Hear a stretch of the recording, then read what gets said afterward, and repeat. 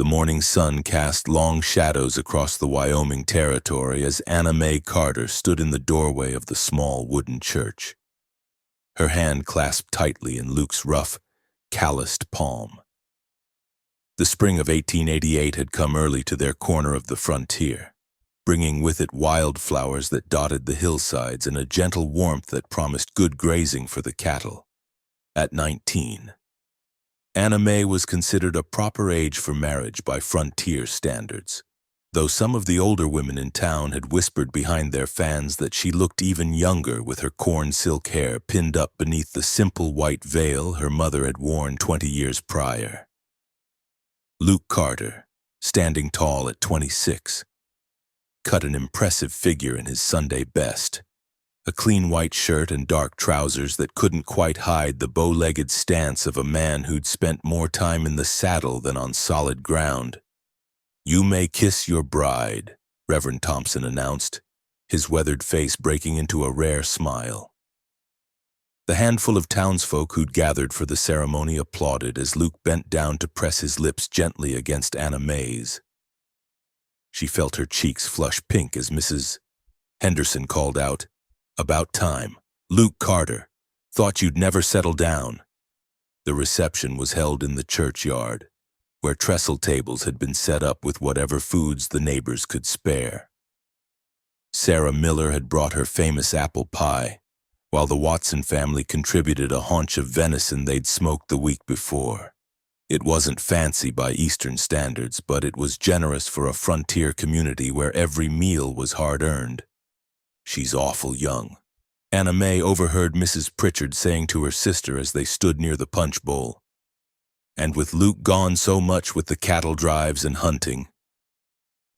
"Hush now, Ethel," her sister replied, though not unkindly. "We were all young brides once. She'll learn quick enough. Has to, out here." Anna Mae pretended not to hear, focusing instead on Luke's strong arm around her waist as they moved through the small crowd, accepting congratulations and well wishes. She'd known what she was getting into when she'd accepted his proposal 3 months ago. Luke made his living as a cattle rancher and hunter, supplying meat to the mining camps scattered throughout the territory. It meant long absences, sometimes weeks at a time, but it also meant they could afford their own spread, 40 acres with good water access and enough pasture for a decent-sized herd. As the sun began to sink toward the mountains, Luke helped Anna Mae onto the wagon seat for the 5-mile journey to their homestead. Her few possessions, a trunk of clothes, her mother's china tea set wrapped carefully in quilts, and the Bible her father had given her, were loaded in the back along with the wedding gifts: a new milk pail from the Johnsons, seed packets from old Herman Schmidt, and a Winchester rifle from Luke's brother Tom, who'd ridden in from Laramie for the wedding. "That's quite a gift," Anna Mae had said when Tom presented it, the polished wood stock gleaming in the afternoon light. "Every frontier wife needs to know how to protect what's hers." Tom had replied seriously, "Luke won't always be there." The wagon rolled along the rutted track that served as a road, and Anna Mae got her first real look at what would be her home. The cabin sat on a small rise, built of sturdy logs that Luke had cut and notched himself the previous fall. It wasn't large, just 2 rooms, but the roof looked sound and the windows had real glass, a luxury many frontier homes lacked. To the left stood a barn, newer than the house and built to shelter their horses and the milk cow Luke had bought as a wedding present. Beyond that, the land rolled away in gentle swells of grass, already turning green with spring growth. A creek wound through the property, its banks lined with cottonwoods and willows that would provide shade in the heat of summer. "It's not much," Luke said, a note of uncertainty creeping into his voice as he helped her down from the wagon. "I know you're used to town living." "It's perfect," Anna Mae interrupted, and she meant it. She'd grown up in her aunt's boarding house after her parents died of fever, sharing a small room with 2 other girls and helping with endless chores for demanding lodgers. This was hers. Theirs. Luke carried her over the threshold, both of them laughing as he nearly bumped her head on the doorframe. Inside, Anna May found that Luke had done his best to make it homey. There was a proper iron stove, a table with 4 chairs, and shelves along one wall for dishes and stores. The bedroom held a brass bed, another wedding gift, this one from Luke's parents back in Missouri, and a washstand with a china basin. "I'll help you get settled properly when I get back," Luke said, setting down her trunk. "Tom's wife said she'd come by in a few days, help you get the garden started." Anna May's heart sank a little. "Get back?" Luke's face fell. "I'm sorry, sweetheart. I didn't want to tell you until after. I've got to take 30 head down to Cheyenne. Buyer's already waiting, and if I don't deliver, we'll lose the contract. It's just a week, maybe less if the weather holds." "When do you leave?" Day after tomorrow. I'm sorry, Anna May, I promise. When I get back, we'll have a proper honeymoon.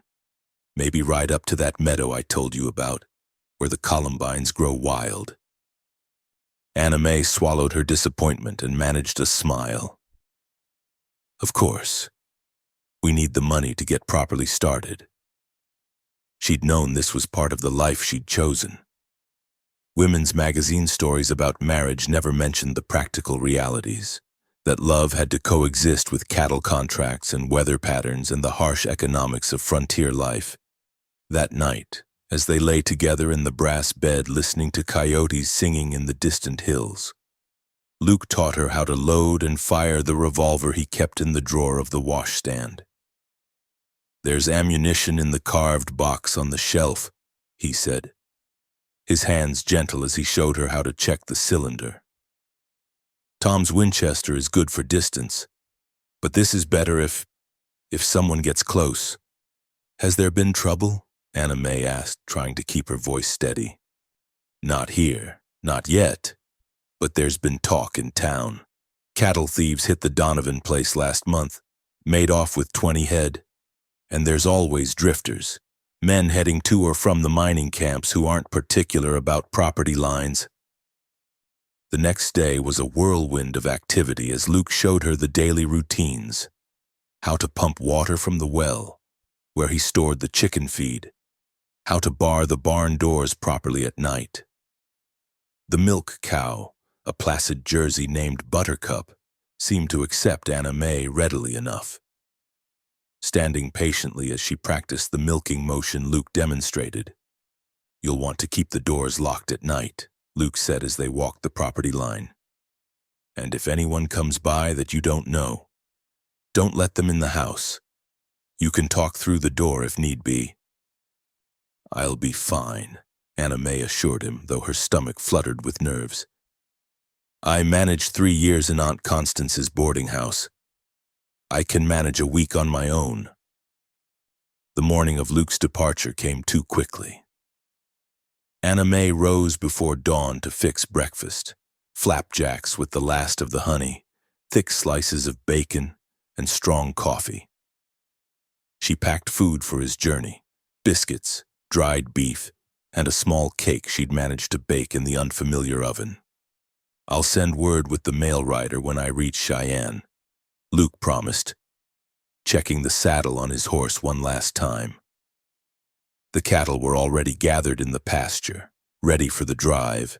2 hired men would help with the herd, but they were staying in town until departure time.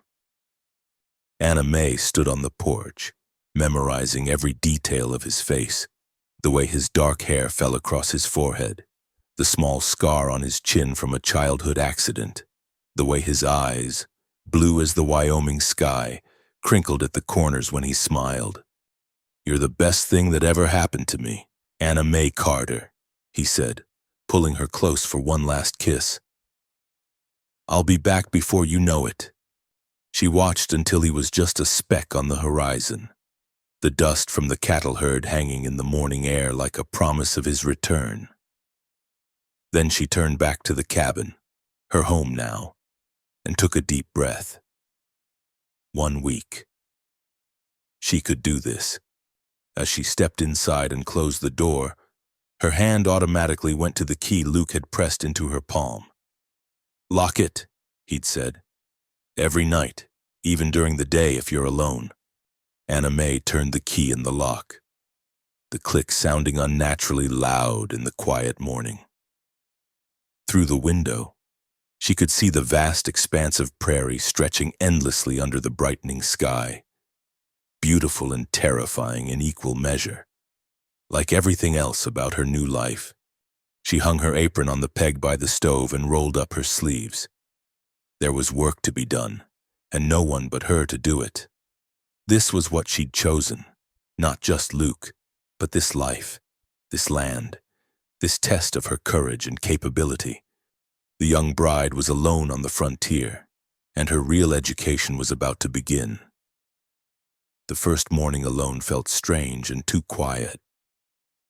Anna May woke to an empty bed, her hand reaching instinctively for Luke before remembering he was already miles away with the cattle. The cabin creaked and settled around her, unfamiliar sounds that made her heart skip until she recognized them for what they were, just the wood adjusting to the cool morning air. She dressed quickly in one of her work dresses, a faded blue calico that had seen better days, and tied her hair back with a ribbon. There was no one to see her, no need for the careful pins and neat appearance required at her aunt's boarding house. But she took pride in maintaining standards. Her mother had always said that how a woman kept herself reflected how she kept her home. The morning chores came first. Anna May had watched Luke carefully the day before, memorizing the routine. Feed the chickens, a handful of grain scattered in their pen while they clucked and pecked around her feet. Check for eggs. She found 3, still warm, and carried them carefully back to the house in her apron. Next came Buttercup, who lowed softly as Anna May approached with the milk pail. "Easy now," she murmured, settling onto the 3-legged stool Luke had placed beside the cow. Her first attempts at milking had been clumsy, resulting in more milk on her skirts than in the pail. But Luke had been patient, guiding her hands until she found the rhythm. Now, alone. It took her twice as long as it should have, but she managed to fill the pail halfway before Buttercup grew restless. The sun was fully up by the time she'd finished the barn chores and returned to the house. She strained the milk through cheesecloth into a crock and lowered it into the cool box Luke had dug near the creek. Breakfast was simple. One of the eggs fried in bacon grease, a slice of bread she'd baked the day before, coffee strong enough to wake the dead. As she ate, Anna May made a mental list of tasks. The vegetable garden Luke had started needed weeding. There was mending to do. She'd noticed tears in 2 of Luke's work shirts. The wooden floor needed sweeping, and she wanted to air out the quilts while the weather was fine. Keeping busy would make the time pass faster, she reasoned. She was halfway through weeding the garden rows when she heard the sound of horses approaching. Her heart leaped. Had Luke returned early? But as she shaded her eyes against the sun, she saw it was a woman driving a small buggy, with 2 children beside her. "Hello there," the woman called out, waving cheerfully. "I'm Martha Henderson. We met at your wedding. Thought I'd stop by and see how you're settling in." Anna May brushed the dirt from her hands and hurried to greet her visitor. Martha was perhaps 35, with laugh lines around her eyes and streaks of gray in her brown hair. The children, a boy of about 10 and a girl maybe 7, peered at Anna May with curious eyes. "How kind of you to come," Anna May said, genuinely pleased. "Would you like some water, or I could make coffee?" "Oh, water would be lovely." Martha climbed down from the buggy with practiced ease. "Children, mind your manners. This is Mrs. Carter." "Pleased to meet you, ma'am," the boy said, removing his cap. The girl bobbed a little curtsy. Anna May drew fresh water from the well, grateful for the company. They sat on the porch, the children playing with a set of wooden horses in the yard while the women talked. "Luke get off all right with the cattle?" Martha asked. "Yesterday morning. He said he'd be back within the week." Martha nodded knowingly. "The first time alone is always the hardest. I remember when my George left me just 2 weeks after our wedding, gone to Denver for supplies. I jumped at every sound for 3 days straight." She laughed at the memory. "You'll get used to it. We all do." "Any advice?" Anna May asked, trying not to sound as anxious as she felt. Martha's expression grew more serious. "Keep your doors locked, especially at night. Keep the rifle loaded and handy. You do know how to shoot?" "Luke taught me the basics." "Good. Practice more when you can. And trust your instincts. If something feels wrong, it probably is." She paused, then added, "There have been some rough characters around lately. Drifters, mostly, heading to the gold fields. Most are harmless, just looking for work or a meal, but some—" She shook her head. "Just be careful." Before leaving, Martha insisted on helping Anna May with the heavier chores. Together they hauled water to fill the large barrel by the kitchen door and brought in enough wood to last several days. "No sense wearing yourself out," Martha said practically, "so save your strength for what matters." As the buggy rolled away, Anna May felt the loneliness settle back around her like a heavy cloak. The afternoon stretched ahead, empty and quiet except for the whisper of wind through the grass and the distant cry of a hawk circling overhead. She spent the rest of the day on household tasks, taking comfort in the familiar rhythm of domestic work. The mending took longer than expected, her neat stitches from years of practice serving her well as she patched Luke's shirts. She swept and dusted, arranged and rearranged the few decorative items they owned, trying to make the cabin feel more like home. As evening approached, she found herself checking the window more frequently, studying the landscape for any sign of movement. The shadows grew long, turning the familiar shapes of rocks and bushes into potential threats. She brought the chickens in early, counting them twice to make sure none had wandered off, and gave Buttercup an extra portion of hay. Dinner was a lonely affair, just bread and milk and some preserved peaches from a jar Martha had left as a welcome gift. Anna May lit both oil lamps, placing one on the table and one near the window, pushing back the darkness that seemed to press against the glass. When full dark fell, she carefully checked all the doors and windows, making sure each was properly latched. The revolver went on the small table beside the bed, within easy reach. Luke's Winchester stood propped in the corner, loaded and ready. She tried to read from her Bible, but the words swam before her eyes. Every sound made her start, the settling of the logs, the scurry of mice in the walls, the mournful howl of coyotes on the ridge. When an owl hooted directly outside the window, she nearly knocked over the lamp in her fright. "This is ridiculous," she said aloud, her voice strange in the empty room. "You're a grown woman, Anna May Carter, not some frightened child." But when she finally blew out the lamps and climbed into bed, she left one candle burning on the washstand, its small flame a comfort against the pressing darkness. The bed felt too large without Luke, the sheets cold despite the warming weather. She pulled his pillow close, breathing in the faint scent of his hair oil and tobacco, and tried to imagine he was just in the other room, not miles away under the open sky. Sleep came fitfully. She dozed and woke, each time certain she'd heard something outside. Once she even got up, revolver in hand, and peered through the curtains, but saw only moonlight painting the yard silver and the familiar shapes of the outbuildings. The second day passed much like the first, though she felt slightly more confident with the chores. The milk pail was fuller. The chickens seemed less skittish around her, and she even managed to bake a passable loaf of bread in the temperamental oven. Late in the afternoon, as she was bringing in the last of the laundry from the line, she heard horses again. This time it was a single rider, coming fast. Her heart pounded as she hurried inside, closing the door but not locking it, watching through the window as the rider approached. Relief flooded through her when she recognized Sam Pritchard, who worked as a mail carrier between the scattered homesteads and town.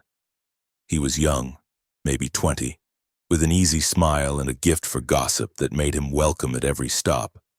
"Afternoon, Mrs. Carter," he called out, touching his hat. "Got a letter for you." Anna Mae's hands shook slightly as she took the envelope, recognizing Luke's careful script. "Thank you, Sam. Would you like some water? Or there's cool milk." "Water'd be fine, ma'am. Hot ride today."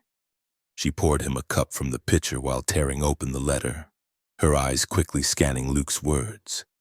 "My dearest Anna Mae," he'd written. "Made good time the first day. Cattle are behaving themselves for once.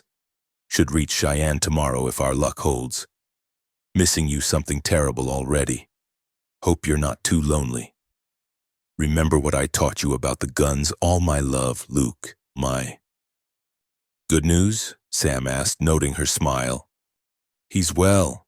Says he'll make Cheyenne on schedule." Sam nodded. Then his expression grew more serious. "Mrs. Carter, I should tell you we had some trouble down at the Morrison place 2 nights ago. Someone tried to break into their smokehouse. Morrison ran them off with his shotgun, but still..." "Who was it?" "Don't rightly know. 3 men. Morrison said, and strangers, not from around here." Sam finished his water and stood. "Just thought you should know. Being alone and all. You might want to keep that Winchester handy." After Sam left, Anna Mae read Luke's letter twice more, trying to draw comfort from his words. But Sam's warning echoed in her mind as she went about the evening chores. 3 men. Strangers. The Morrison place was only 10 miles south. That night she brought the Winchester into the bedroom, leaning it against the nightstand where she could reach it easily. She checked the locks twice, tested the bar on the barn door, and even dragged a chair in front of the main door as an extra precaution. As she lay in bed listening to the night sounds, now familiar after 2 days, though no less unsettling, she tried to imagine what Luke would say. "You're stronger than you know," he'd told her the morning he left. "I wouldn't leave if I didn't believe that." A wolf howled somewhere in the distance, answered by another, then another, until the night rang with their wild chorus. Anna Mae pulled the quilts up to her chin and began to pray. For Luke's safe journey, for strength to face whatever came, for the courage to be the frontier wife she'd promised to be. Tomorrow would be day 3. 4 more days until Luke returned. She could do this. She had to. The candle flickered on the washstand, casting dancing shadows on the wall. Outside, the Wyoming night stretched endless and dark, full of unseen dangers and imagined threats. But inside the little cabin, Anna Mae Carter kept her vigil, a young bride learning the hardest lesson of frontier life, that love meant not just sharing the joys, but facing the fears alone when necessary. The 3rd day dawned overcast, with heavy clouds rolling in from the mountains and a dampness in the air that promised rain.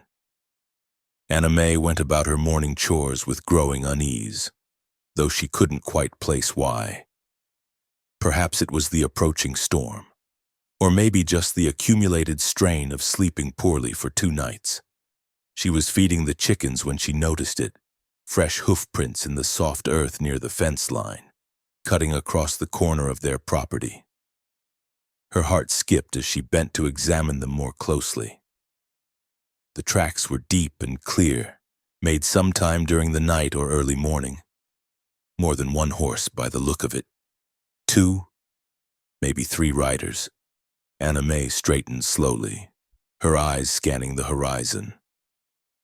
Nothing moved except the grass bending before the wind. But someone had been here, close enough to the house to make her skin crawl with the thought. She hurried to finish with the chickens, latching their coop securely before heading to the barn.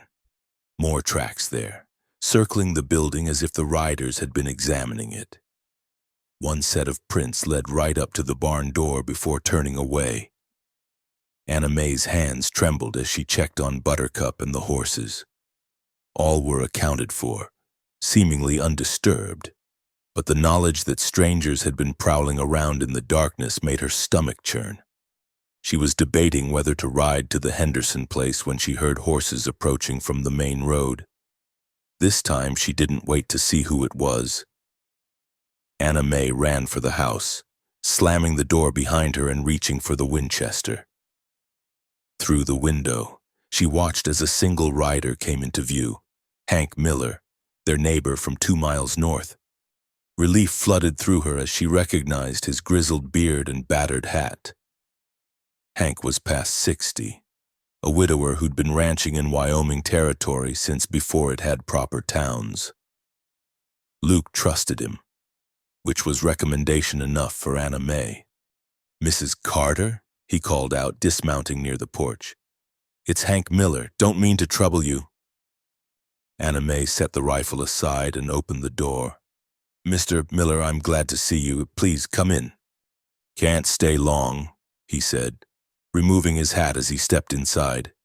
His weathered face was grave. "Came to warn you. There's been trouble down south. 3 men hit the Baxter spread yesterday, made off with 8 head of cattle and a good saddle horse."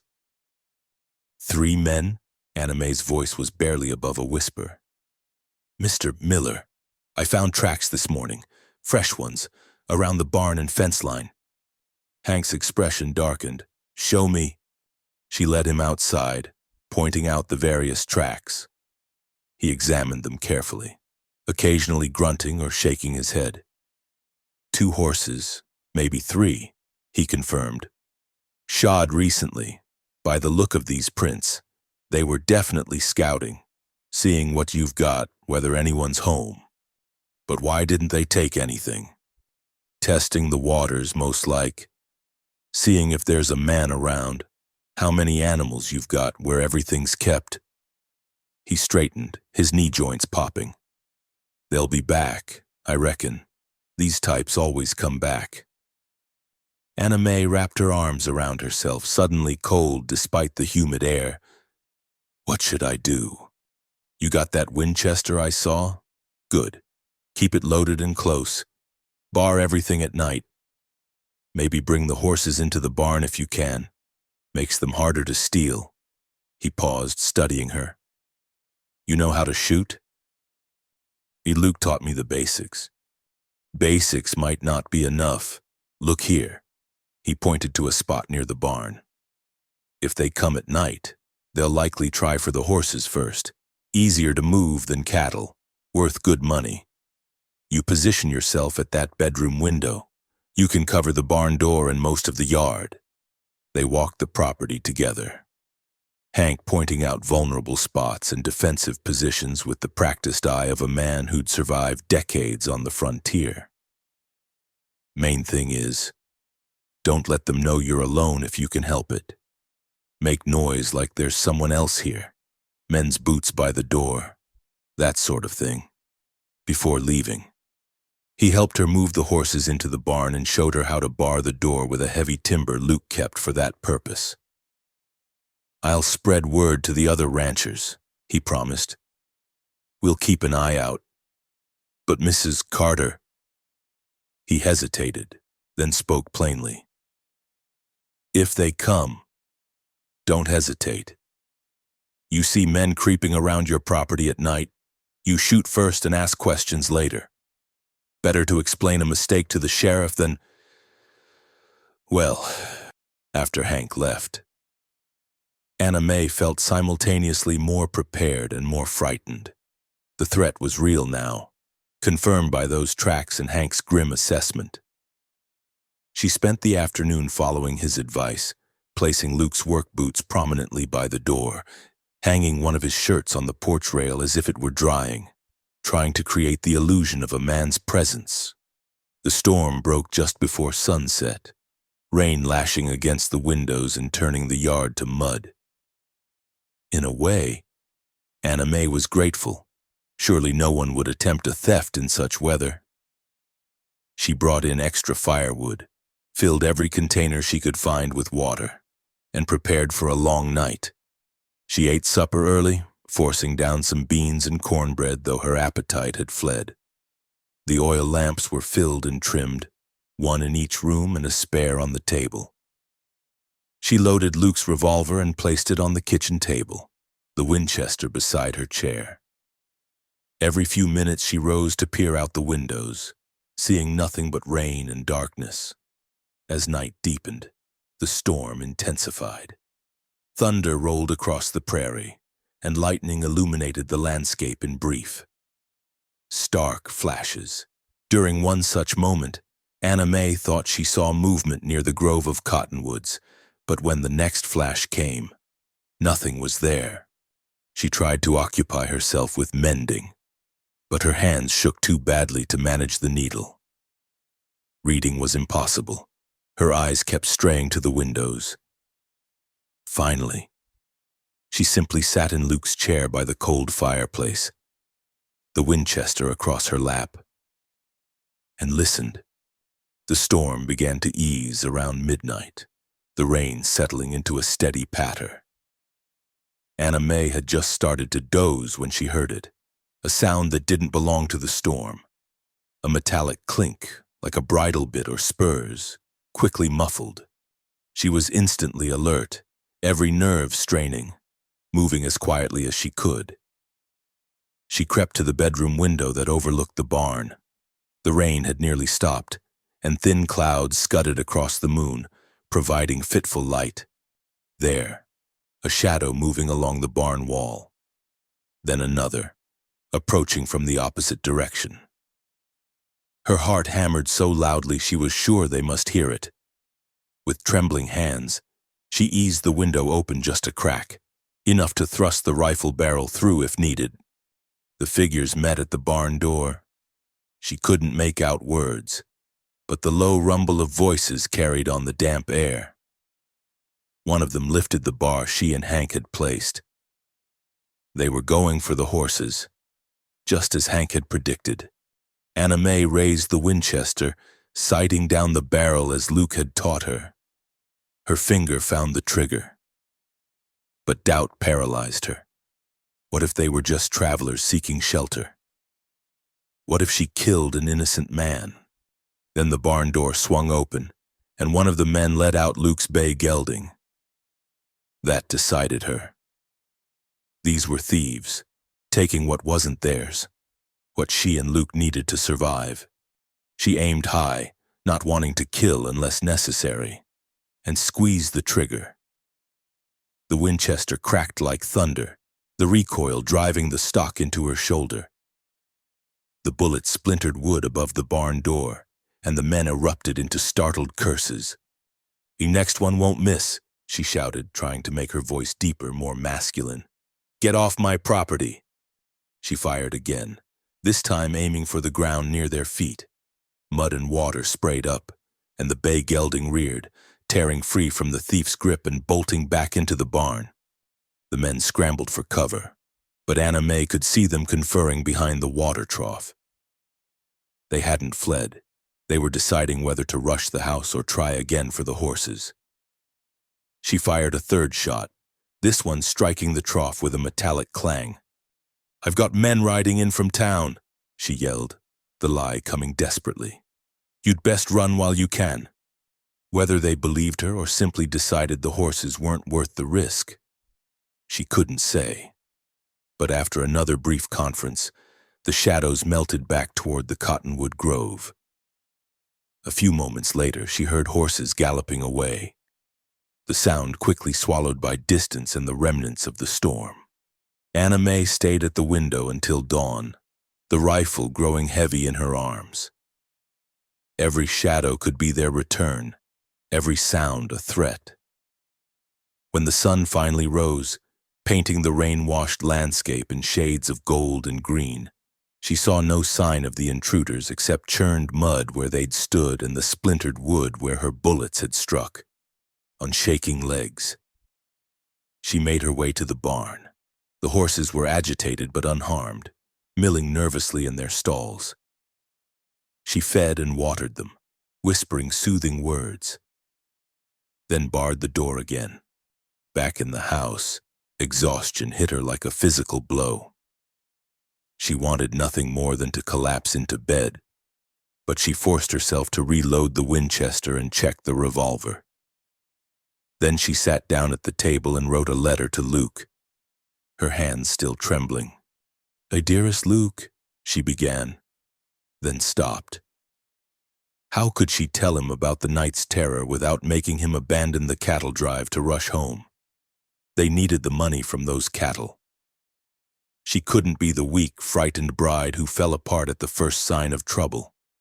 She tore up the letter and began again, this time writing only of missing him and hoping for his safe return. The truth of what had happened, that could wait until he was home. For now, she had survived.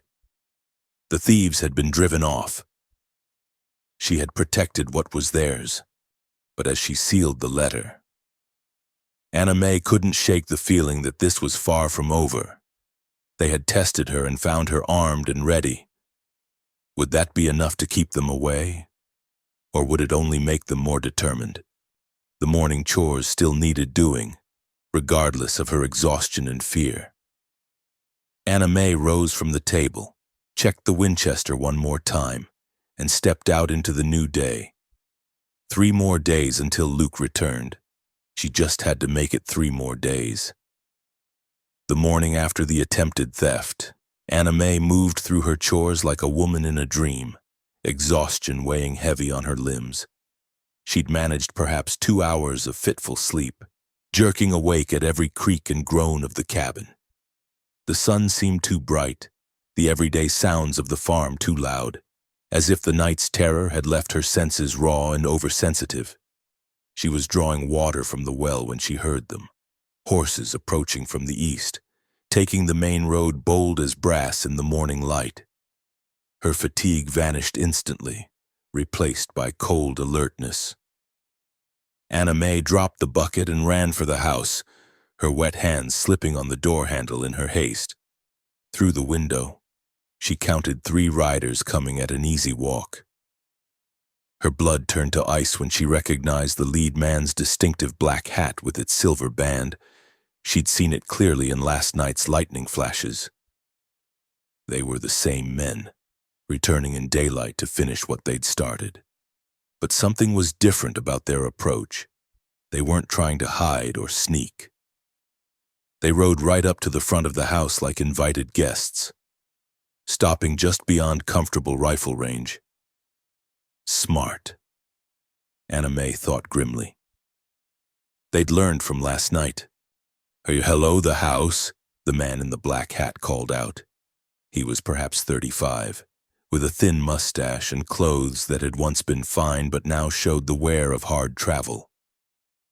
"We're looking to buy some horses. Heard you might have some for sale." Anna May's mind raced. They were testing her, seeing if she was alone, if last night's defender was present. She grabbed Luke's old work hat from the peg and shoved her hair up under it, then pulled on his oversized canvas jacket. It wouldn't fool anyone up close, but from a distance. "We're not selling," she called through the door, pitching her voice low and gruff. "Move along." "Now that's not very neighborly," Black Hat replied, his companions chuckling. One was young, barely out of his teens, with nervous eyes that darted constantly. The third was older, grizzled, with the look of a man who'd spent time in places decent folks didn't go. "We're willing to pay good money. Gold coin." "I said we're not selling. You deaf?" Black Hat shifted in his saddle, and Anna May saw his hand move casually toward his hip. Maybe we could water our horses at least. Long ride in this heat. There's a creek 2 miles north. Now get off my property before I fetch my rifle. It seems like you were mighty free with that rifle last night. The older man spoke for the first time, his voice like gravel. Dangerous thing, shooting at shadows. Man could get hurt. So they were admitting it. Anna Mae's fear crystallized into anger. How dare they come here in daylight, bold as brass, pretending to be innocent travelers. She grabbed the Winchester and cracked the door open just enough to show the barrel. Next time I won't aim high, she said clearly. You've got 10 seconds to turn those horses around. Black Hat raised his hands in mock surrender. No need for threats, friend. We're going. But as he turned his horse, he added loud enough for her to hear. Shame about a nice place like this, sitting out here all alone. Dangerous country for folks without enough hands to watch things proper. Accidents happen. They rode away slowly, taking their time, making sure she saw them studying every detail of the property. The young one kept looking back, and she saw Black Hat cuff him and mutter something sharp. They were planning something. That much was clear. Anna Mae waited until they were out of sight before sinking into a chair, her legs suddenly unable to hold her. The jacket slipped from her shoulders and she realized she was drenched in cold sweat. They knew she was alone now. Whatever doubt they'd had was gone. They'd be back, and next time they wouldn't be content with testing her defenses. She needed help, but from whom? The Hendersons were 5 miles away. Hank Miller only slightly closer. By the time she rode for help, the men could circle back. And what if they were watching the roads? What if they followed her? A desperate plan formed in her mind. If she couldn't get help, maybe she could make them think help had already arrived. Anna Mae spent the next hour creating an elaborate deception. She hung more of Luke's clothes on the line, moved things around to make it look like multiple people were working, even went so far as to set extra plates on the porch as if men were taking their meal outside. She was adjusting a pair of Luke's boots to be visible from the road when movement in the barn caught her eye. Her heart stopped. Had they circled back already? But it was only Buttercup, moving restlessly in her stall. The cow's agitation reminded Anna Mae that in her fear, she'd forgotten the noon milking. As she worked, Anna Mae's mind churned over the morning's encounter. The men's boldness worried her more than their stealth had. They were growing confident, no longer concerned about who might see them. That suggested they either knew the nearest neighbors were too far to help quickly, or they simply didn't care about consequences. The younger one's nervousness gave her a thread of hope. He'd seemed uncomfortable with the situation, constantly fidgeting and avoiding eye contact. Maybe he wasn't as committed to whatever Black Hat had planned. But the older man, he was the real danger. She'd seen his type in her aunt's boarding house, men with dead eyes who'd crossed too many lines to ever come back. Late afternoon brought an unexpected respite. Sam Pritchard appeared on his mail route, and Anna Mae nearly wept with relief at seeing a friendly face. She hurried out to meet him, no longer concerned about maintaining her ruse. "Mrs. Carter, you all right?" Sam asked, noting her disheveled appearance and the rifle she still carried. "You look like you've seen a ghost." Anna Mae quickly told him about the attempted theft and the morning's visit. Sam's cheerful demeanor vanished as she spoke, replaced by serious concern. "3 men, you say? One with a black hat." He whistled low. "That sounds like Jack Thornton and his crew. They've been working their way north from Colorado, hitting small ranches and isolated farms. Sheriff's been looking for them, but they're slippery." "What should I do?" Anna Mae asked, hating how desperate she sounded. Sam glanced around, calculating. "I can ride to town, get the sheriff, but it'll take hours. They might come back before then." He paused. then reached into his saddlebag. "Here, take this." He handed her a box of ammunition. "For the Winchester. And Mrs. Carter, if they come back, don't try to scare them off. These aren't local boys looking for easy pickings. Thornton's wanted for more than theft."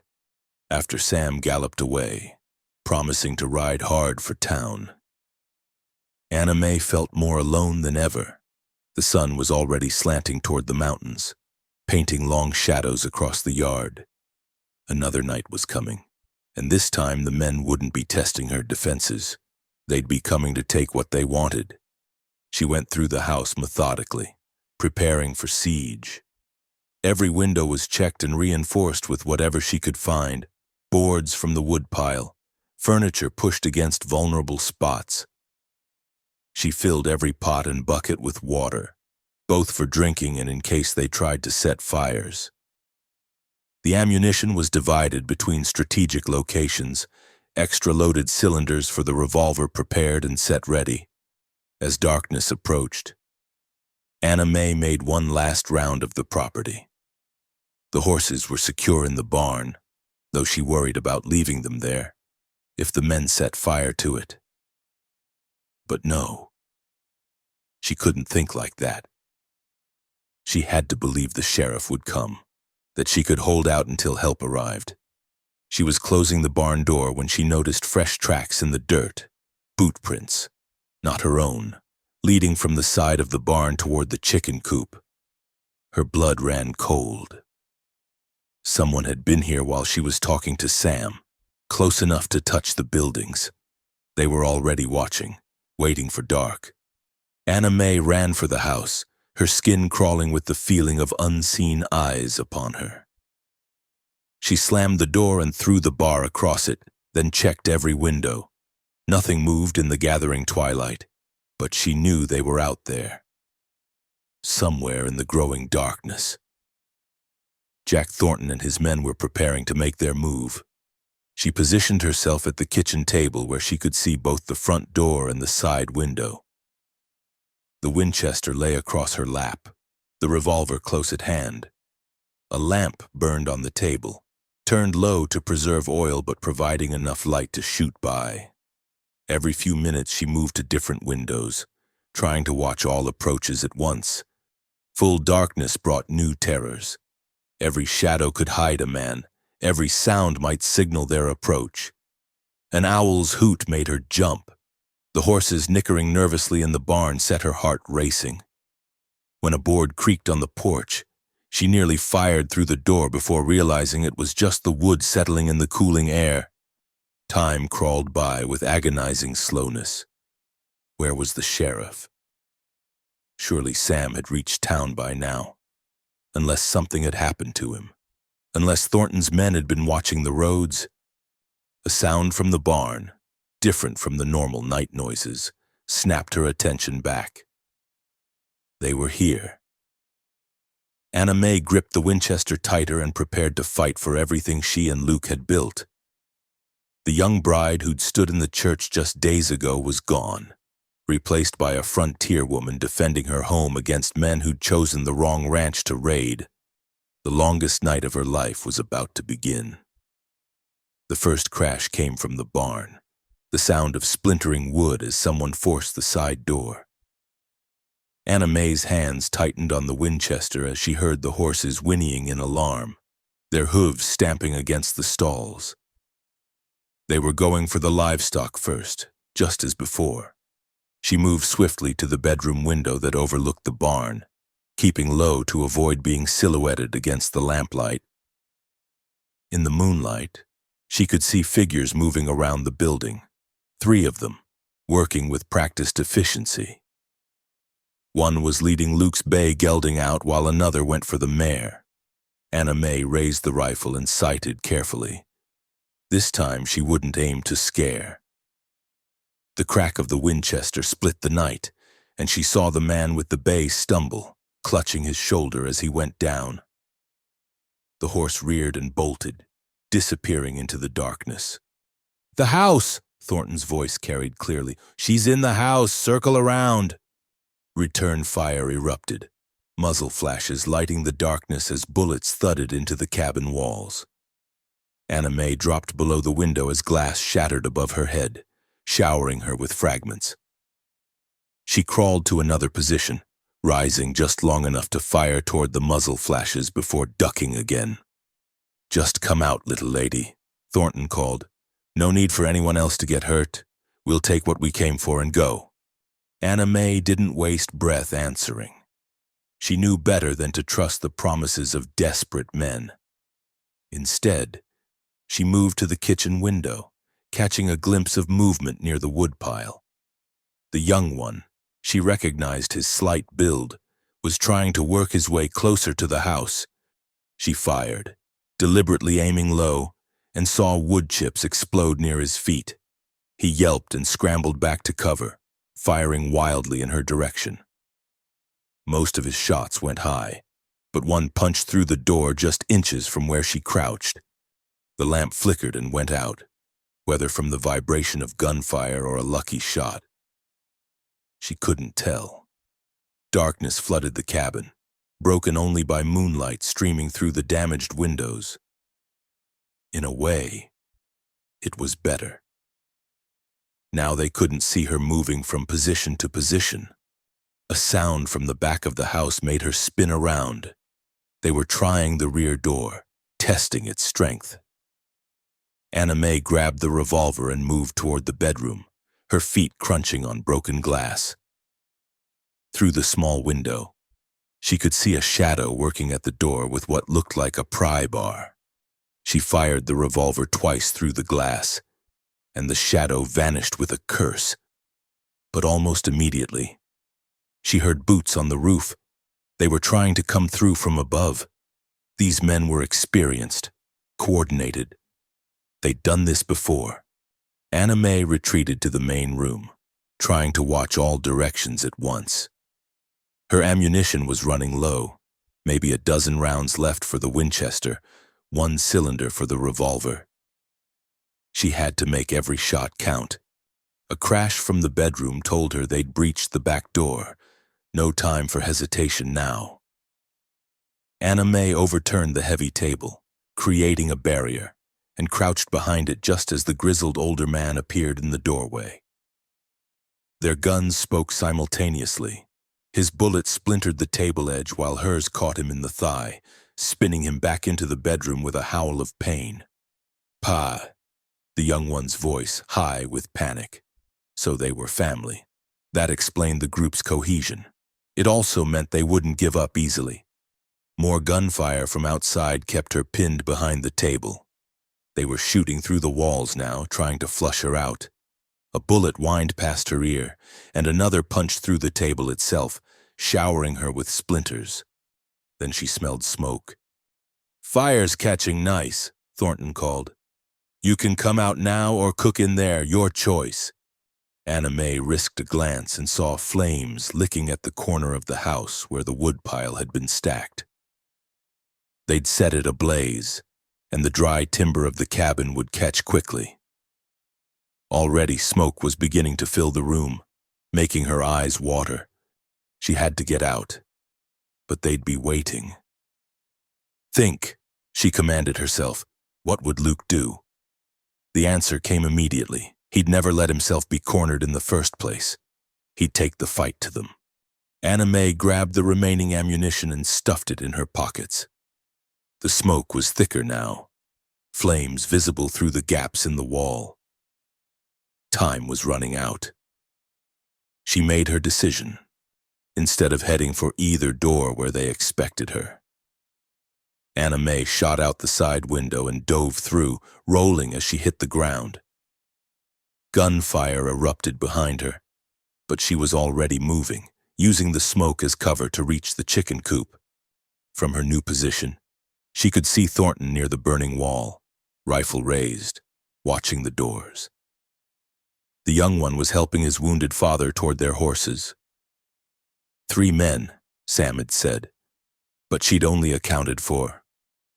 The thought was cut short as hands grabbed her from behind, one clamping over her mouth while another tried to wrench the rifle away.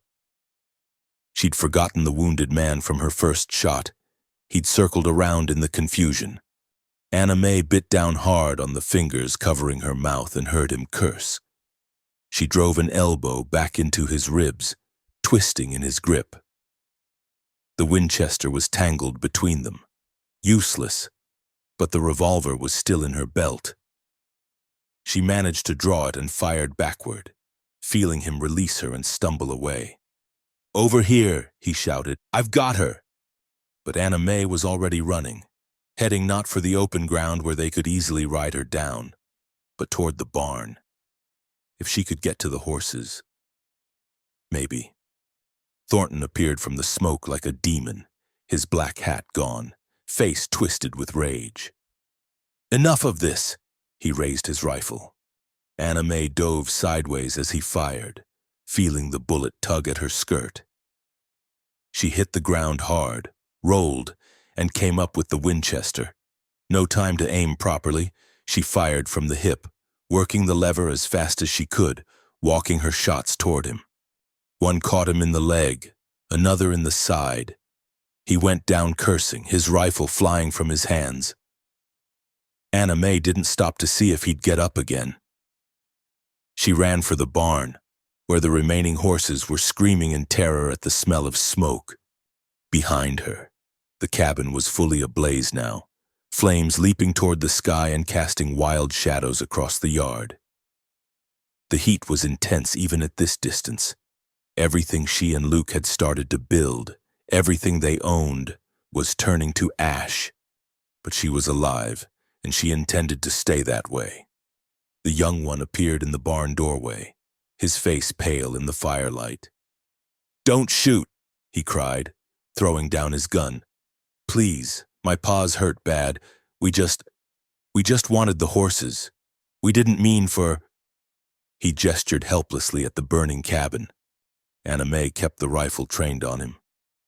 "Get your people and get out," she said, her voice hoarse from smoke. "Now." But Pa can't ride, and Jack—" "Then you'd better hurry before the sheriff gets here." The boy's Adam's apple bobbed as he swallowed hard. He couldn't have been more than 17, Anna May realized, just a kid who'd followed his father into a bad life. "Yes, ma'am," he said, backing away. We're going. She watched, rifle ready, as he helped his father onto a horse, then went back for Thornton, who was crawling toward the shadows, leaving a dark trail behind him. It took both of them to get him in the saddle, and Anna May could hear sirens. No, not sirens in 1888, hoofbeats.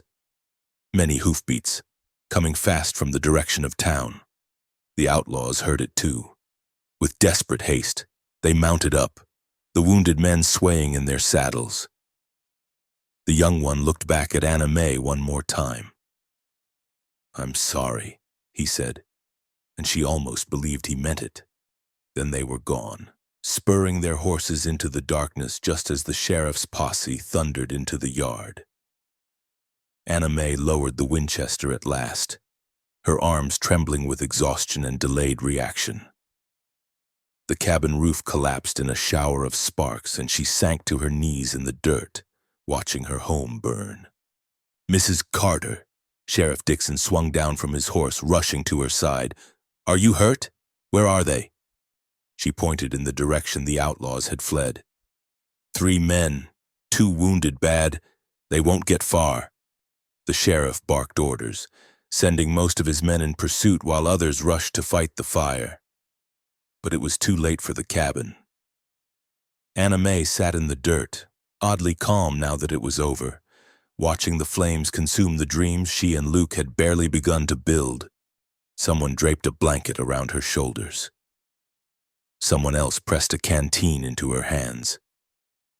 She heard voices discussing the blood trails, the abandoned weapons, the bullet holes in the barn.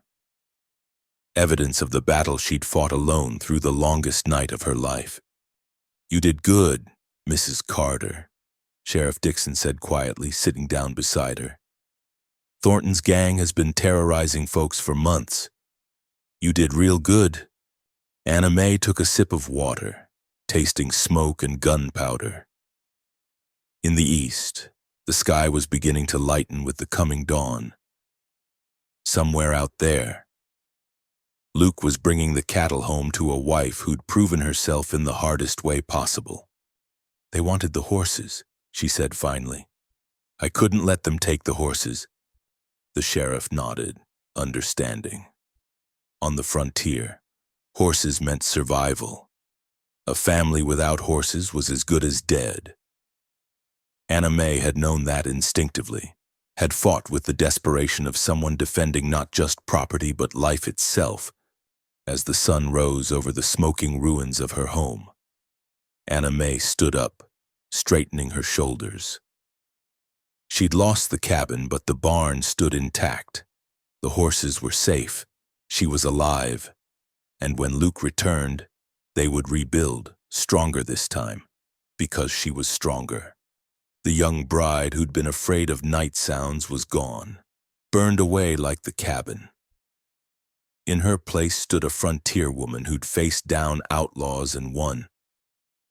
The fire still smoldered, but Anna May Carter was already planning their future, tempered by flame and hardened by necessity. The two outlaws who'd escaped the burning cabin hadn't given up. As the sheriff's men tended to the fire and secured the scene, Anna May heard it, the thundering of hooves from the south, coming fast. The young one and his wounded father were circling back, desperate and cornered like wounded animals. "They're coming back!" she shouted, grabbing the Winchester from where she'd set it down. The sheriff's men scrambled for cover, but most were scattered around the property, some still fighting the remnants of the fire. The outlaws burst from the tree line at full gallop, guns blazing. They weren't trying to steal anymore. This was revenge, pure and simple. The older man, despite his leg wound, rode like a demon, firing with deadly accuracy. One of the deputies cried out and fell. Anna May dropped behind the water trough, feeling bullets strike the metal with sharp, ringing sounds. She forced herself to breathe steadily, to aim carefully despite the chaos around her. The young one was riding straight for the barn, of course. They still wanted the horses, even facing capture or death. They couldn't resist the prize that had brought them here. She led him with the rifle barrel, tracking his movement, and squeezed the trigger. The shot took his horse in the shoulder, sending both animal and rider tumbling into the dirt. The boy rolled clear, but Anna May could see he was stunned, struggling to rise.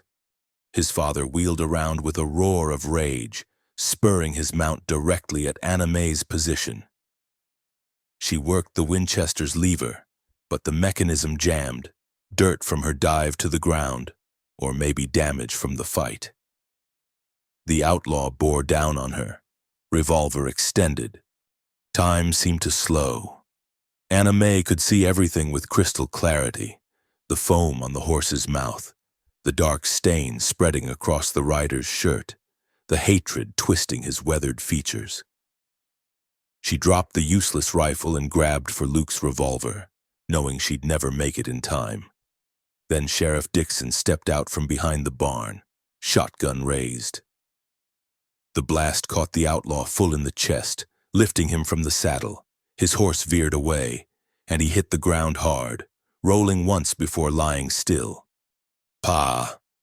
The young one had found his feet, stumbling toward his father's body. He looked barely older than a child now, all bravado gone, tears cutting tracks through the dirt on his face. "Pa, no, please!" Anna May lowered the revolver, watching as the boy fell to his knees beside his father. The older man's eyes were already vacant, staring at the brightening sky. Around them, the sheriff's men closed in, weapons drawn but no longer needed. The fight had gone out of the young outlaw with his father's death. "Easy, son," Sheriff Dixon said not unkindly. "It's over now." But it wasn't quite over. From the north came more hoofbeats, a single rider approaching fast. Anna May's heart leaped. Could it be? But no. Luke was still a day away at least. Jack Thornton appeared like a ghost, bloodied but not beaten, riding someone's stolen horse. He'd bandaged his wounds crudely and armed himself with a rifle taken from who knew where.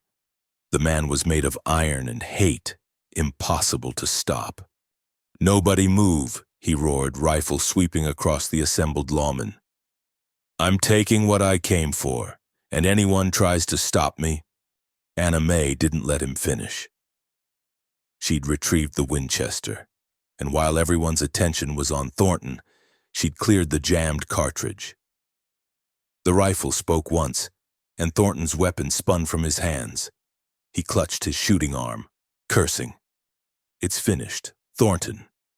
Sheriff Dixon called out, "You're surrounded and wounded. Don't make this worse." Thornton laughed, a harsh sound like breaking glass. "Worse? You burned everything I had. My men are dead or captured." His wild eyes found Anna May. "This is all your fault, girl. If you'd just let us take the horses."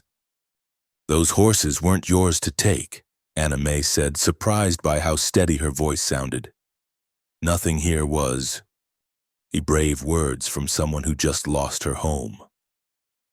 Thornton swayed in the saddle, blood dripping steadily from multiple wounds. "Was it worth it? Your man comes back to ashes because you couldn't mind your place?" "My place is right here," Anna May replied, stepping out from behind the trough. "Defending what's ours. And I'd do it again." Something in her tone must have reached him, because Thornton's sneer faltered. He looked around at the ring of armed men, at his dead companion, at the young outlaw being shackled by deputies. The fight was over, and everyone knew it. "Oh, the horses," he said finally, almost wonderingly. "All this for a few horses." "Drop the reins and climb down slow," Sheriff Dixon ordered. "Hands where we can see them." Thornton complied, moving like an old man. As the deputies moved in to arrest him, he looked back at Anna May one more time. "You've got sand, girl. I'll give you that. Your man's lucky." Anna May said nothing, watching as they led him away. The young outlaw had to be carried, still sobbing over his father's body. She felt no satisfaction in their capture, only a bone-deep weariness and sorrow for the waste of it all. Martha Henderson arrived with the sunrise, driving her buggy at breakneck speed. "Anna May, oh dear Lord, are you hurt?" She wrapped the younger woman in a fierce embrace, checking her for injuries. "I'm all right," Anna May assured her, though her voice was hoarse and her hands wouldn't stop shaking. "Just tired." "Tired?" Martha pulled back to look at her incredulously. "You fought off 3 outlaws, saved the livestock, helped capture a wanted gang, and you're just tired?" She shook her head. "Come on, you're coming home with me. No arguments." But Anna May resisted. "I can't leave. Luke will be back tomorrow, maybe today if he rode through the night. I need to be here." "To show him what? The ashes?" Martha's voice was gentle but firm. "You need rest, food, and clean clothes. The men will watch the property." Sheriff Dixon agreed. "We'll be processing the scene for a while yet, Mrs. Carter, and I'll need your full statement when you're feeling up to it. Go with Mrs. Henderson. That's an order from the law," he added with a small smile, too exhausted to argue further. Anna May let Martha lead her to the buggy. As they pulled away, she looked back at what remained of her home. The cabin was gone, reduced to a smoking pile of charred timber, but the barn stood strong, the horses safe inside. The garden Luke had started was trampled but not destroyed. They could rebuild. "Stop fretting," Martha said, noting her expression. "It's just wood and nails. What matters is you're alive, and those outlaws are caught. The whole territory will be talking about this. The young bride who fought off the Thornton gang single-handed." "I didn't want to be famous," Anna May said quietly. "I just wanted to protect our home. And you did. Maybe not the building, but everything that really mattered. Luke will be so proud." They rode in silence for a while, the morning sun warm on their faces. Then Anna May asked, "The young one, will they hang him?" Martha sighed. "That's for the judge to decide. He's just a boy who followed his father into bad choices. Maybe they'll show mercy." Anna May hoped so. She'd seen the grief in his eyes the moment when he realized the cost of their choices. He was someone's son, maybe someone's brother. The frontier was hard enough without adding unnecessary deaths to its toll. At the Henderson Ranch, Martha bustled Anna May inside, ordering hot water for a bath and laying out clean clothes. "These were my daughters," she said, smoothing a simple blue dress. "She's about your size."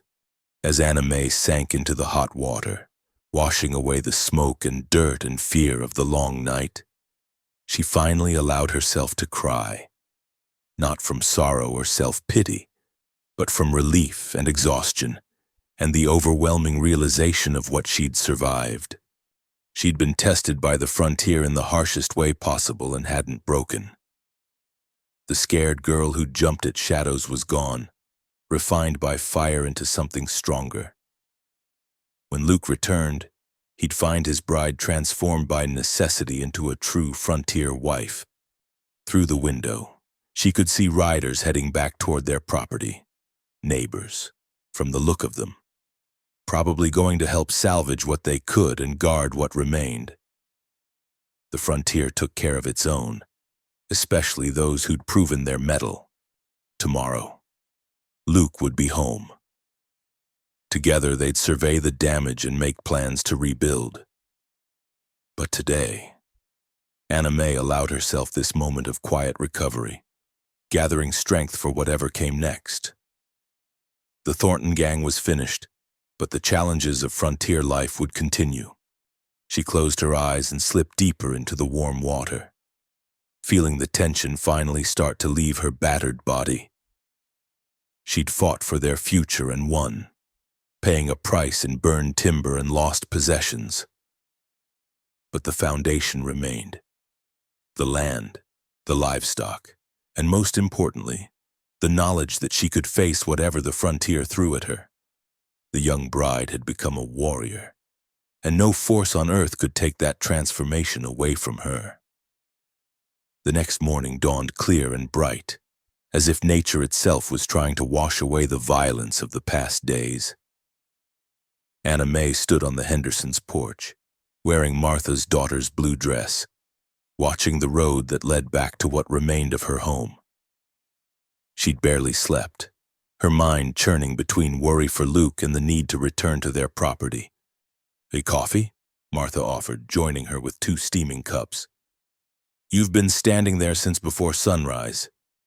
"He should be back today," Anna May said, accepting the cup gratefully. "What if he arrives and I'm not there? What if he thinks—" "Sheriff Dixon left 2 men to watch the place. They'll tell Luke where you are." Martha studied her with motherly concern. "You need to prepare yourself, dear. Seeing your home burned, it's going to hit him hard." Anna May nodded, her throat tight. She'd had time to process the loss, but for Luke, it would be a fresh wound. All his work, all their dreams, reduced to ash in a single night. They were finishing breakfast when young Tommy Henderson burst through the door. "Riders coming. Looks like Mr. Carter with the cattle." Anna May's heart leaped. She was out the door and running before Martha could stop her, her borrowed dress flapping around her legs. She could see the dust cloud in the distance, hear the lowing of cattle being driven home. She commandeered one of the Henderson horses, ignoring Martha's protests about riding in a dress, and galloped toward the approaching herd. As she drew closer, she could make out Luke's familiar figure, tall in the saddle, his hat pushed back as he scanned the horizon. He saw her coming and spurred his horse forward, leaving the hired hands to manage the cattle. They met in a thunder of hooves, Luke practically pulling her from her saddle into his arms before their horses had even stopped. "Anna May, thank God."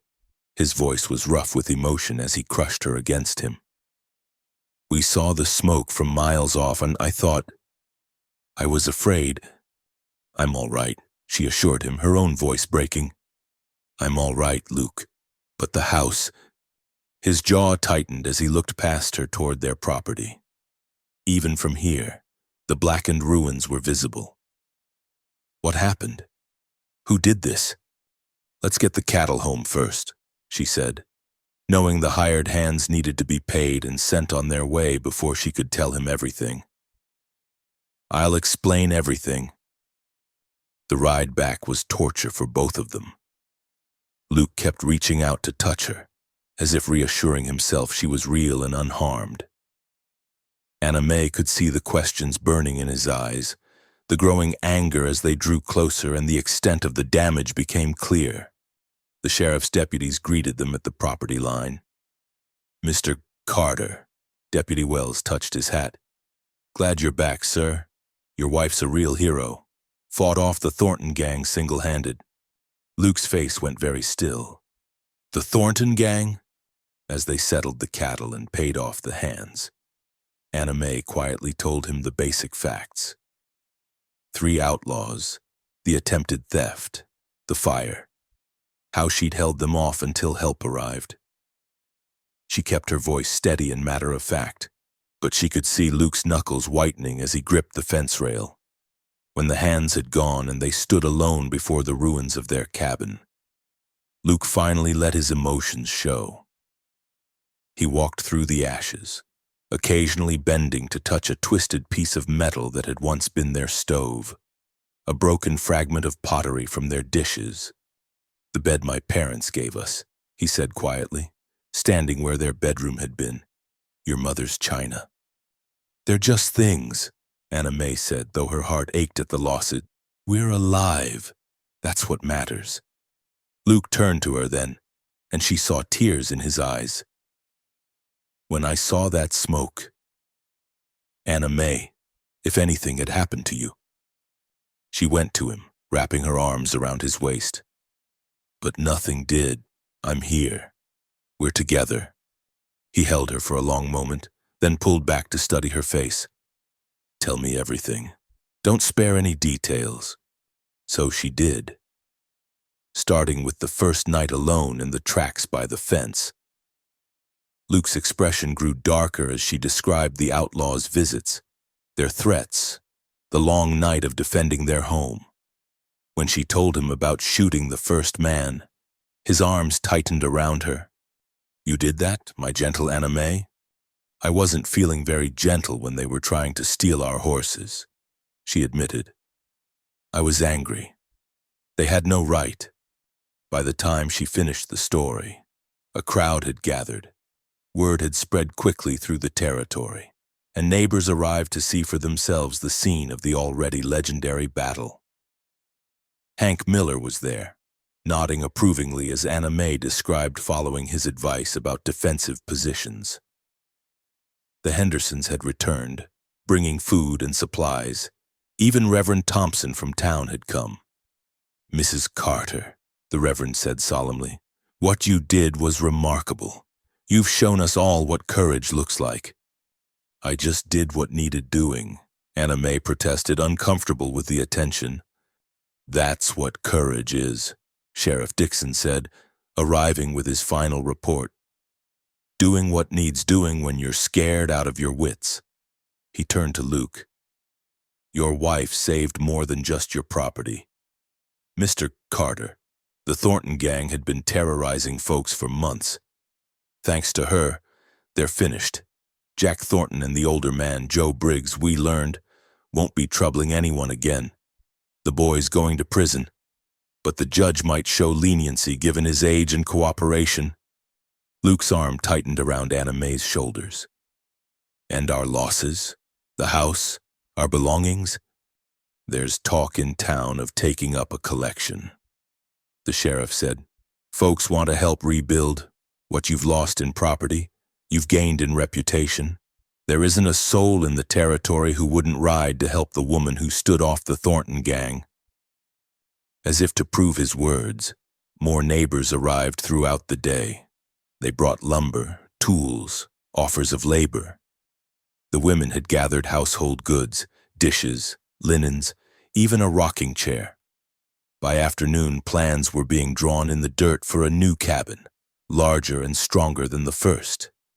"We'll have you under a roof before the month's out," promised Karl Hoffman, the territory's best carpenter. "My boys and I will see to it personal." Anna May was overwhelmed by the generosity, tears threatening as each family offered what they could spare. This was what Luke had tried to tell her about frontier life. The hardships were real. But so was the community that formed in response to them. As the sun began to set, the crowd gradually dispersed, promising to return in the morning to begin construction. Luke and Anna May were left alone at last, standing before their burned home as shadows lengthened across the land. "I'm sorry," Luke said suddenly. "I shouldn't have left you alone so soon, and if I'd been here—" "Don't," Anna May interrupted firmly. "You had to go. We needed the money from those cattle, and now we need it more than ever. Besides," she added with a small smile, "if you'd been here, I never would have learned what I was capable of." Luke studied her in the fading light. "You've changed," he said quietly. "There's something different in your eyes." "I grew up," Anna May said simply. "The frontier has a way of doing that, doesn't it?" "That it does." He pulled her close again. "I'm so proud of you, Anna May, and grateful. You saved everything that truly mattered." They stood together watching the stars come out, the first ones appearing in the darkening sky. Tomorrow would bring hard work and new challenges. They'd be sleeping in the barn for weeks, working alongside their neighbors to rebuild. But they'd proven they could survive whatever the frontier threw at them. "No regrets?" Luke asked softly. "About leaving town, marrying a rancher who's gone too much?" Anna May thought about the girl she'd been just a week ago, afraid of shadows and night sounds. That girl was gone, burned away with their cabin. In her place stood a woman who'd faced down outlaws and won the respect of an entire territory. "No regrets," she said firmly. "This is our land, our life, and I'll defend it again if I have to." Luke kissed the top of her head. "I don't doubt it. They're already calling you the young bride who faced the bandits. It'll be a story told around campfires for years." "I'd rather just be Anna May Carter, rancher's wife," she said. "That's enough adventure for me." But even as she said it, she knew it wasn't entirely true. The frontier would test them again, with weather, with hardship, with the 1,000 challenges of carving a life from wild land. And she would meet those tests with the same courage she'd found in herself during the longest nights of her life. The young bride was gone. In her place stood a frontier woman, tempered by fire and proven in battle. Whatever came next, Anna May Carter was ready for it. That evening, after all the neighbors had departed and the excitement had died down, Luke and Anna May made a simple camp near the barn. They'd salvaged what they could from the ruins, a few metal implements, the cast iron pot that had survived the heat, some nails that could be reused. It wasn't much, but it was a start. Luke had fashioned a temporary shelter using canvas and rope, creating a space where they could sleep protected from the elements. As darkness fell, they sat together by a small fire, the first quiet moment they'd had since his return. The flames danced between them. So different from the destroying fire of 2 nights ago, this one contained warming, a symbol of new beginnings rather than endings. "I keep thinking about what you said," Luke began, poking at the fire with a stick. "About learning what you were capable of. I knew I was marrying a strong woman, Anna May, but I never imagined—" "Neither did I," she admitted, leaning against his shoulder. "When those men came, something changed in me. I wasn't just fighting for property or horses. I was fighting for our future, for the life we're building together. Luke set down the stick and took her hands in his, examining them in the firelight. There were new calluses there, a scratch across one palm from broken glass, the nails broken from the fight. These hands, he said softly. They've done more in 1 week than many frontier women do in a year. They'll do more yet, Anna May said. Tomorrow we start rebuilding. Mr. Hoffman says the frame can go up in 2 days if everyone helps. About that, Luke's voice grew serious. I've been thinking, maybe we should consider moving closer to town, after what happened. No. The word came out sharper than Anna May intended. She softened her tone but remained firm. This is our land, Luke, our home. I didn't fight to keep it just to abandon it now. But if they come back, they won't. And if others come, we'll be ready. I won't live in fear. She turned to face him fully. I meant what I said earlier. I'll defend our home again if needed, but I don't think it will be necessary. Word travels fast out here. After what happened to the Thornton gang, Luke smiled slightly. You've become famous, you know. At the cattle sale in Cheyenne, men were already talking about it. Did you hear about the young bride up in Wyoming? Fought off 3 outlaws single-handed? They didn't even know it was my wife they were discussing. What did you say? Nothing. I just listened and felt proud enough to burst. He grew serious again. But Anna May, I need you to promise me something. I can't always be here. The nature of our life means I'll have to leave again. There will be other cattle drives, other business. I need to know you'll be safe. Anna May considered carefully before answering. I can't promise nothing will ever happen. The frontier doesn't allow for such promises. But I can promise to be smart, to be prepared, and to never give up. Isn't that what this life requires of us? When did you become so wise? Luke asked, wonderment in his voice. Somewhere between the first gunshot and the last, she replied with a wry smile. Fear is a powerful teacher. They sat in comfortable silence for a while, watching the stars emerge overhead. The night sounds that had terrified Anna May just days ago now seemed almost friendly. The distant coyote calls, the rustle of small creatures in the grass, the whisper of wind across the prairie. She'd earned her place in this landscape through trial by fire. I brought you something, Luke said suddenly, reaching for his saddlebags. Bought it in Cheyenne before I knew. Well, before. Seems almost foolish now, with everything lost. He pulled out a small package wrapped in brown paper and handed it to her. Inside, Anna May found a delicate silver locket on a chain, engraved with tiny flowers. Oh, Luke, she breathed, touching it gently. It's beautiful. I wanted you to have something fine, something that showed you're not just a rancher's wife, but a lady too. He helped her fasten it around her neck. Though I reckon you've proven you're both and more besides. The locket caught the firelight, gleaming against her throat. Anna May touched it, then reached up to kiss her husband. It's perfect. A reminder that beautiful things can survive even the worst trials. Like you, Luke murmured against her lips, my beautiful, brave wife. Later, as they prepared for sleep in their makeshift shelter, Luke made his promise. I'll never leave you alone for so long again.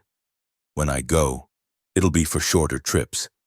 Or maybe I'll hire someone to stay here. Keep watch.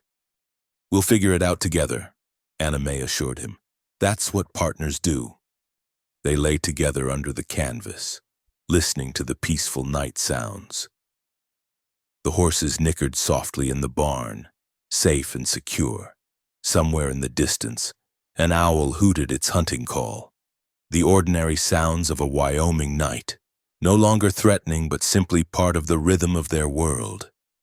"Tell me about the cattle sale," Anna Mae said, nestling closer to Luke's warmth. "Did you get the price you hoped for?"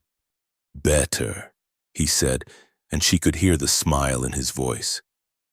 "That money, plus what the neighbors are contributing, we can build back better than before. A bigger house, Anna Mae, maybe even with a proper parlor and a second bedroom for, well, for the future." Anna Mae's hand found his in the darkness.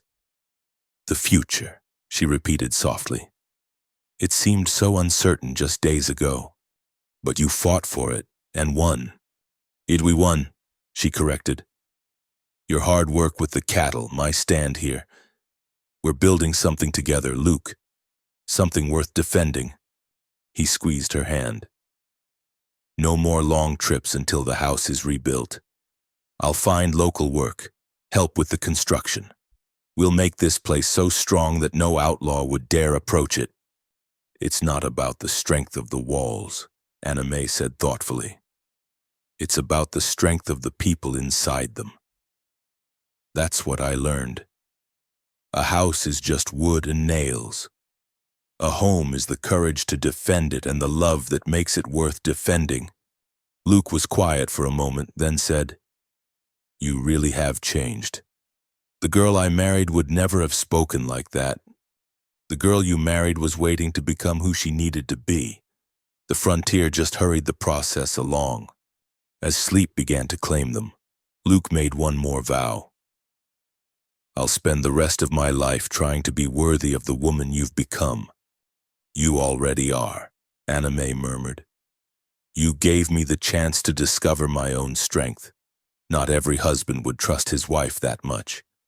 The fire burned low outside their shelter, casting dancing shadows on the canvas walls. Tomorrow would bring hard work, clearing the ruins, laying new foundations, beginning again. But tonight, they had each other and the knowledge that they'd already survived the worst the frontier could throw at them. Anna Mae's fingers found the locket at her throat, its smooth surface warm from her skin. Such a delicate thing to survive such a harsh land. But then, she'd learned that delicacy and strength weren't opposites. Sometimes the most fragile-looking things possess the deepest resilience.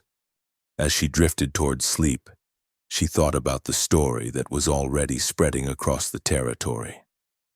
The young bride who faced the bandits alone. It would grow in the telling, as frontier stories always did. Details would be added or changed. She might become taller, the outlaws more numerous, the fight more dramatic. But at its heart would remain a simple truth. A young woman, left alone, had found the courage to stand her ground. She discovered that love wasn't just about the gentle moments, the shared dreams, the quiet evenings by the fire. Sometimes love meant loading a rifle and standing guard through the darkest night. Sometimes it meant watching everything burn and still having the strength to say, "We'll rebuild." The Wyoming wind sang its ancient song across the prairie, carrying the scent of sage and grass and endless possibility. In their small shelter, two people held each other close, planning a future that had been tested by fire and found strong enough to endure. The young bride's education was complete. The frontier had taught its harsh lessons, and she'd proven an able student. Now came the rest of their lives, building, growing, facing whatever challenges the wild land might offer. But Anna Mae Carter no longer feared what might come in the night. She'd already faced the darkness and emerged victorious. In the morning, they'd begin again. New timber would replace the old. Fresh dreams would rise from the ashes, and at the heart of it all would be the love that had brought them together and the strength they'd found in themselves and each other. The moon rose full and bright over the prairie, bathing everything in silver light. In the barn, the horses slept peacefully.